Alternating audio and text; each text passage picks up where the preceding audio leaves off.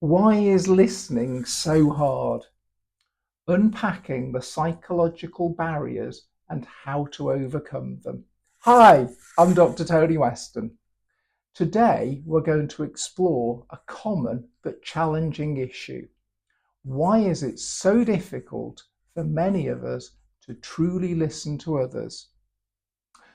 We'll dive deep into the psychological and emotional reasons behind this, the effects it has on you and those around you, and most importantly, what you can do to become a better listener. Let's get started.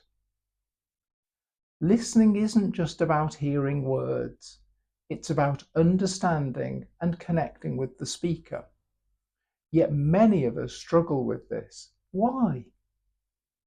There are several underlying reasons, both psychological and emotional, that can make listening a real challenge.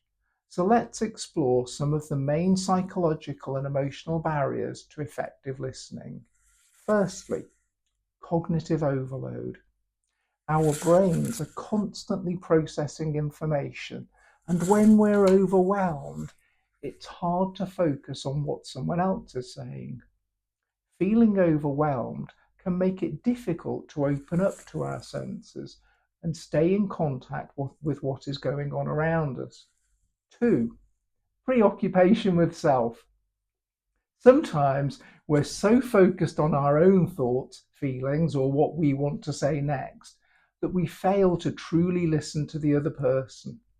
At the extreme, this can arise from a sense of, I'm the main character, everyone else is just members of my supporting cast. 3. Emotional triggers. If the conversation touches on something emotionally charged or sensitive, we might react internally, shutting down our ability to listen effectively. For those of us who are traumatized, this can be a trigger back to previous traumas, and we are now no longer present in the here and now. We're back in a previous trauma. We're particularly vulnerable to this if we have previous interpersonal traumatic experiences of being bullied, abused, neglected, abandoned, or rejected. Because as children, we had to develop robust defenses against those experiences. And unfortunately, as adults, those defenses, when triggered, make it more likely that we will experience the very outcomes that we don't want to. I have a video about this. Fourthly, anxiety and stress. High levels of stress or anxiety can cause us to become inward focusing, making it difficult to engage with others. Part of my doctoral research was on the impact of the therapeutic relationship as a cause of good therapy outcomes. The finding was that the better the therapeutic relationship, the better the outcomes. Another thing I discovered was that the more distressed a client was at the start of therapy, the lower their appraisal of the relationship they had with their therapist. So feeling stressed, anxious, or depressed makes ourselves and others seem more unlikable. This can be a barrier to good listening. 5. Confirmation bias. We often listen through the filter of our own beliefs and expectations, only hearing what confirms our pre-existing views and ignoring the rest. This is how prejudice works. Unfortunately, prejudice is how our lazy brains seek to minimize the amount of work they have to do. Yeah, you're just like all the rest. I know what you're going to say. It's just blah, blah, blah with you. With all forms of prejudice, we need to be awake and aware to the possibilities of prejudice. That's why we need to stay mindful, awake and aware of staying in contact with this person who is talking to us right now. Incidentally, sleepwalking through life in this way represents a number of contributing factors to dementia in later life. These are 1. Lack of mental stimulation, 2. Social isolation and loneliness, and 3. Chronic stress and lack of emotional stimulation. So what are the impacts of poor listening? These kinds of barriers can have significant effects. For you, poor listening can lead to misunderstandings, missed opportunities for connection, and even increased stress.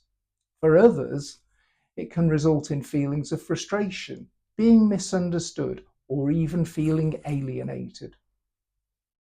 When people feel unheard, it erodes trust and weakens relationships. Over time, this can lead to communication breakdowns and unresolved conflicts. So what can you do to overcome these barriers? So here are some strategies that can help. 1. Mindfulness practice. Train yourself to be present in the moment. Simple mindfulness exercises, I have a video about this, can help reduce cognitive overload and improve your focus. 2. Emotional regulation. Learn to recognize and manage your emotional triggers. I have a video about this. Techniques like deep breathing or a brief pause before responding can help you stay centered. 3.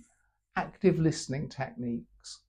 Engage fully with the speaker by maintaining eye contact, asking clarifying questions, and reflecting back what you've heard, checking you've understood. This shows you're truly listening, helps avoid misunderstandings, and you are truly listening. 4. Stress management. Addressing underlying stress, depression, or anxiety through regular relaxation practices or therapy can improve our overall ability to listen and engage with others. 5. Challenging our biases. Be aware of your own biases and make a conscious effort to listen openly without jumping to conclusions or filtering information through your own preconceptions. 6. Talk to a therapist about the difficulties you're having and seek their help in overcoming these. This is really important if you have suffered interpersonal trauma. I have a video about this. There are many consequences of this sort of thing. So what are the benefits of improving our listening?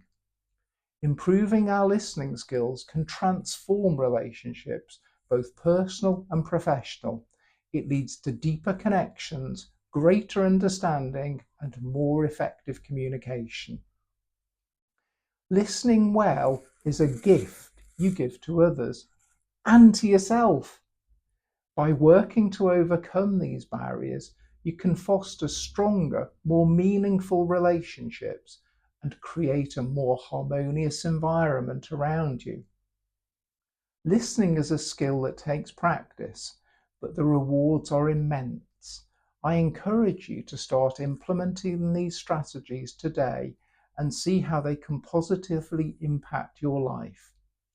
If you've enjoyed this video, I'd be grateful if you could please like my video and share it with others. Part of my purpose in making this video is to help create a more connected planet. One of the reasons I enjoy being a therapist is the sense of changing the world one conversation at a time. If you'd like to see more videos of this kind, please subscribe to my channel, and I'd be really interested to hear your comments on what you've just seen and suggestions for future videos. Thank you for watching.